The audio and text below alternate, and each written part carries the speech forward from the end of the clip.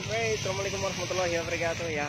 Salam DFI Daihatsu Verosa Indonesia dimanapun Anda berada. Semoga teman-teman semuanya diberi kesehatan dan keberkahan untuk kita semua ya. Oke, saya akan sharing ya vlog seputar perjalanan mudik kemarin dari Karawang ke Kebumen. Alhamdulillah selamat sampai tujuan nih. Unit saya di sini lagi jalan-jalan sama orang tua ya. Karo Ramane jalan-jalan ke alun-alun Kebumen. Dan saya akan sharing sedikit, ada sebuah permasalahan ya, ada trouble sedikit, tapi menurut saya nggak begitu berarti, nggak begitu berbahaya, tetapi kalau misalnya tidak terkontrol itu bisa menimbulkan sebuah permasalahan yang cukup berat ya. Dan alhamdulillah sih permasalahan tersebut terdeteksi dari awal, sebenarnya nggak dari awal sih, di perjalanan pas waktu itu di tol Pejagan, ya, ketahuan pada saat itu indikator oli mesin itu tidak nyala. Dan saya sebenarnya agak panik juga sih, memang pas waktu itu untuk olinya itu rembes dan tekanannya itu berkurang, dan tak cek untuk olinya alhamdulillah itu masih full, dan saya lanjutkan kembali untuk melakukan perjalanan ya. Jadi menurut saya untuk indikator oli itu sangat penting, tapi bukan berarti untuk oli mesin itu berkurang. Yang penting kita itu mengecek, memastikan apakah oli mesin itu benar-benar naik ya. Jangan sampai pompa oli itu tidak berfungsi secara maksimal, sehingga untuk proses pelumasan itu tidak berjalan dengan baik dan bisa menimbulkan hancur mesin kita, overhead ya, karena itu minimnya oli untuk melakukan proses pelumasan.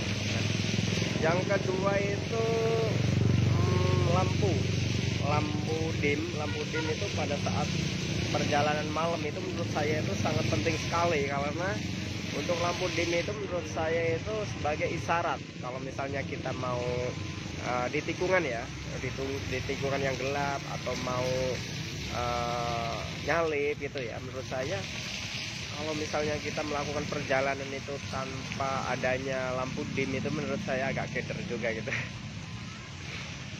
Terus selanjutnya tekanan oli berkurang. Pada waktu itu sempat ragu juga ya, katanya itu menurut informasi kalau misalnya oli mesin itu pada saat dihidupkan ya, mesin dihidupkan terus tutup oli mesin itu dibuka, katanya itu kalau misalnya itu tidak muncrat, itu katanya itu sistem pelumasan pada pompa oli itu tidak bekerja dengan baik, bahkan katanya itu tidak bekerja, itu sangat berbahaya dan sangat fatal.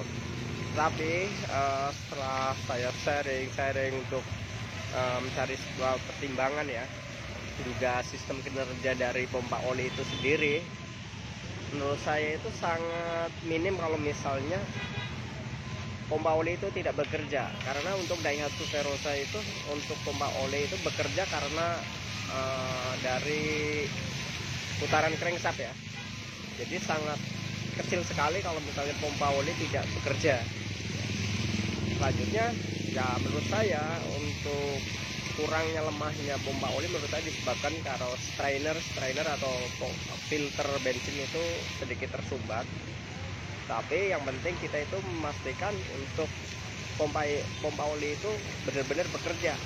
Kita bisa cek, pastikan untuk pada tutup oli mesin itu benar-benar oli naik atau enggak gitu.